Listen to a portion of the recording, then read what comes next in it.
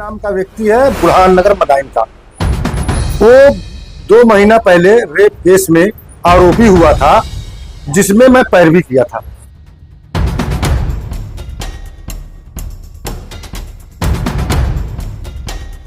कुछ ये शिकायत थी कि इसकी जांच तो कुछ हो गई थी कि गल्ला इधर से उधर रोड से आगे कुछ बढ़ गया था, उसकी शिकायत थी। तो उसकी जांच तो किए थे जो है सप्लाई इंस्पेक्टर, और ये जो है वितरण की जांच जो है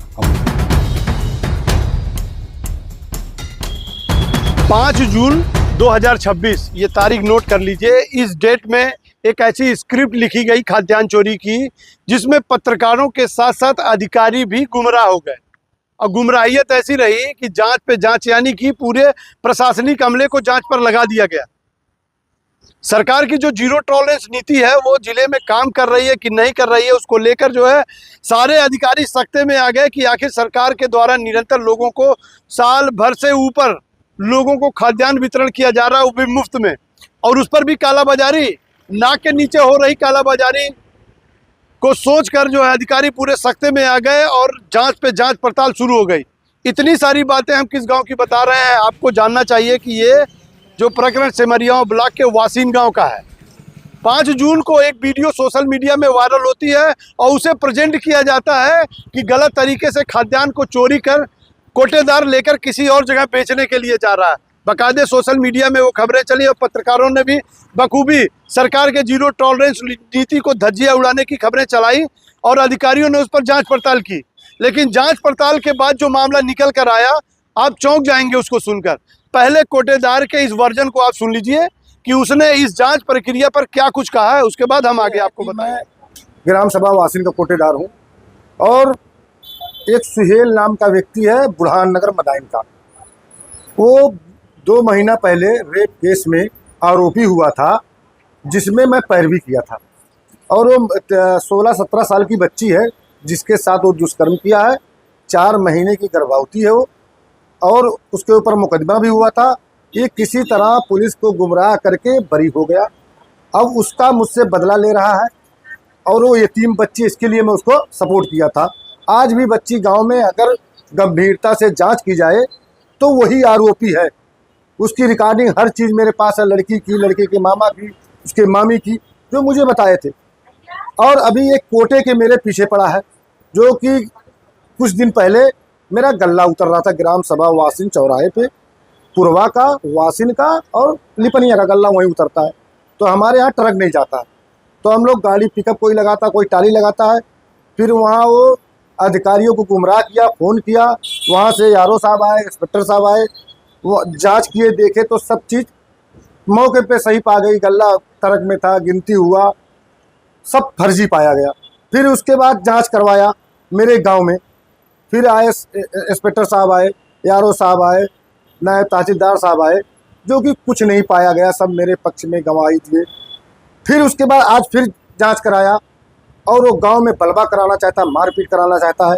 वो किसी तरह मुझे फंसाना चाहता है, जो कि गांव में, पूरे गांव में घूम घूम के आज जांच किए। सब पत्रकार बंधु भी थे, सब देखे कि कोई विरोध नहीं किया, बोल रहे हैं गल्ला मिल रहा है, हर चीज़ मिल रहा है। और वो मेरे गांव का नहीं है, सुहेल अहमद मेरे गांव का नहीं है। और एक हमारे गांव का जियाउल हक उर्फ पप्पू, ये पूरा जो है बेरोजगार आदमी है, ये दलाली करके खाता जीता है। मेरे से खुद 10,000 रुपये लिया है। मेरे पास रिकॉर्डिंग है। मेरा विरोधी है, वो बोलता है पैसा अगर नहीं दोगे हर महीने तो मैं कोटा नहीं चलाने दूंगा, जांच करवाऊंगा। मैं बोला भाई जांच एक बार नहीं, तुम 20 बार करवा लो, जांच में जनता बताएगी, मैं तो नहीं बता सकता। और जनता मेरे फेवर में कर रही है। और ये सुहेल अहमद 307 का मुजरिम है, 376 का पास्को का मुजरिम है, और एक कत्ल केस में भी है। बम्बई में इन लोग का 2 नंबर का कारोबार है। और मैं गरीब आदमी, मैं होटल चलाता हूँ चिड़ना चौराहे पे, बाकी मेरा कोई रोजगार नहीं है। आप वापस फिर जांच करा लीजिए, मगर इसके साथ जो है कानूनी कार्रवाई एसपी साहब, डीएम साहब से मेरी गुजारिश है कि इसके साथ सख्त कार्रवाई करें। ये अधिकारियों की भी बहुत पीड़ित करता है, बेमतलब मेरे ऊपर आरोप लगाया, अधिकारियों को कितने बार दौड़ाया, आज फिर कराया।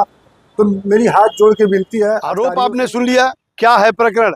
ये पटकथा और ये स्क्रिप्ट यहीं से शुरू होती है, यानी कि कोटेदार एक ऐसे मामले में किसी की मदद करने जिला एसपी कार्यालय तक पहुंचा, जिस एक लड़की के साथ, नाम उसका नहीं लिया जा सकता, एक लड़की के साथ जो है जघन्य अपराध हुआ, उसके साथ जो है बलात्कार जैसी घटना घटित हुई और उसमें एक आरोपी व्यक्ति को जेल तक के मुहाने तक पहुंचाने के लिए कोटेदार ने मदद की और उसी मदद का ये जो रिएक्शन है वो निकला।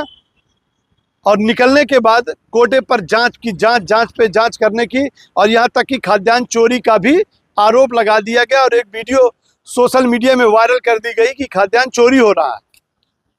अब हम आपको बता दें कि इस तरह का प्रकरण आता कैसे है, क्योंकि खाद्यान्न वितरण प्रणाली में निरंतर हो रही कालाबाजारी और घोटाले को लेकर जो है प्रशासन पूरी तरह से सतर्क रहा है और उसने एक सिस्टम बना दिया कि अब खाद्यान्न जो कोटेदारों के दुकान तक पहुंचाया जाएगा।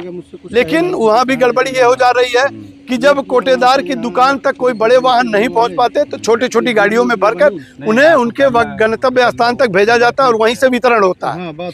इसी का फायदा उठाकर लोगों ने एक वीडियो बनाई और बनाने के बाद इसे सोशल मीडिया में वायरल कर दिया कि खाद्यान्न चोरी हो रही है। और इस खाद्यान्न चोरी होने के बाद जब प्रशासनिक अमला जागा और इस पर जाँच पड़ताल भी की तो सामने जिस गाड़ी का वीडियो वायरल किया जा रहा था कि जिसमें भर कर ले जाया जा रहा, वो ड्राइवर भी सामने आ गया। और सामने आने के बाद क्या उसने कुछ कहा, ये आप सुनिए। मामला यही हुआ था सर, कल सरकारी गल्ला आया था, वासिन मोड़ पे ट्रक खड़ा हुआ, मैं कहीं भाड़ा मारने गया था, मेरे पास फ़ोन आया, अदनानुद्दीन ने फ़ोन लगाया, मेरा माल थोड़ा है लोड करके छोड़ दो। मैं गाड़ी लेके आया, गाड़ी में माल लोड हुआ, अदनानुद्दीन का जो पुरवा का कोटा चलाते हैं, हाँ, माल लोड करके थोड़ा आगे निकला। उसके बाद क्या नाम है, वीडियो बनी, फिर लोग वहाँ जुटे, फिर बोले सरकारी गल्ला है, कहाँ ले जा रहे हो, गाड़ी वहीं खड़ी हो गई। फिर उसके बाद सब कौन बनाया वीडियो, तो सुहेल अहमद बनाए। तो आगे क्या हुआ? आगे यही हुआ, सब साहब लोग आए, मुझसे बोले भाई झूठ मत बोल, जो भी है सही सही बोल, सच बोल। तुझे कौन बुलाया था? मैं बोला भाई मुझे अदनानुद्दीन ने बुलाया था, फ़ोन किया कि मेरा माल है, माल लोड कर लो। माल उसी का था। उसके बाद वहाँ सभी लोग जुटे अपना।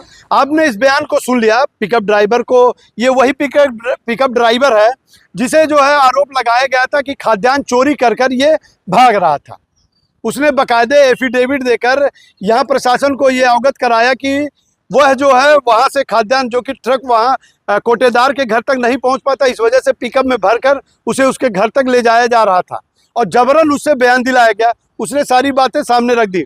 लेकिन अब उस मामले पर जो है जिलाधिकारी के आदेश पर उस गांव पे, वासिन गांव पे, कोटे के जो वितरण प्रणाली की जांच की गई और जितने भी वहां पर कार्ड धारक हैं उनको एक एक लोगों को बुलाकर उनसे ये जानकारी ली गई कि क्या खाद्यान्न वितरण होता है ढंग से, उन्हें खाद्यान्न मिल पाता है कि नहीं मिल पाता है। यहाँ पर नायब तहसीलदार के नेतृत्व में एक टीम पहुंची और टीम ने बाकायदे उस पर जांच किया। तकरीबन 75 कार्डों की जांच हुई और 75 में 65 ऐसे कार्ड निकले जो लोगों ने हामी भरी है कि गाँव में जो खाद्यान्न वितरण हो रहे हैं उन्हें प्रॉपरली मिल रहे हैं। यानी कि कोटेदार पर यह भी लगाए गए आरोप जो है कहीं ना कहीं निराधार साबित हो गए। प्रकरण क्या था, मैंने शुरू में आपको बताया था कि एक ऐसा मामला था जिस मामले में कोटेदार इन्वॉल्व था एक लड़की को न्याय दिलाने के लिए। उसी मामले पर यह पटकथा लिखी गई और एक वीडियो बनाकर सोशल मीडिया में वायरल कर दी गई और खाद्यान्न चोरी होने का आरोप लगाया गया, जिस पर प्रशासनिक अमला सरकार की जीरो टॉलरेंस नीति को फॉलो करते हुए उस पर जो है पूरी तरह से गंभीरता से लेते हुए जांच पे जांच उन लोगों ने किया। लेकिन जो कल की जो जांच थी उसमें सामने निकल कर आया कि खाद्यान्न चोरी होने का जो मामला महज फर्जी है और किसी तरह की उसमें कोई सच्चाई नहीं, क्योंकि ग्रामीणों ने 75 कार्डों में करीबन 65 ग्रामीणों ने इस बात को स्वीकारा है कि उन्हें प्रॉपरली जो है खाद्यान्न मिलते रहे।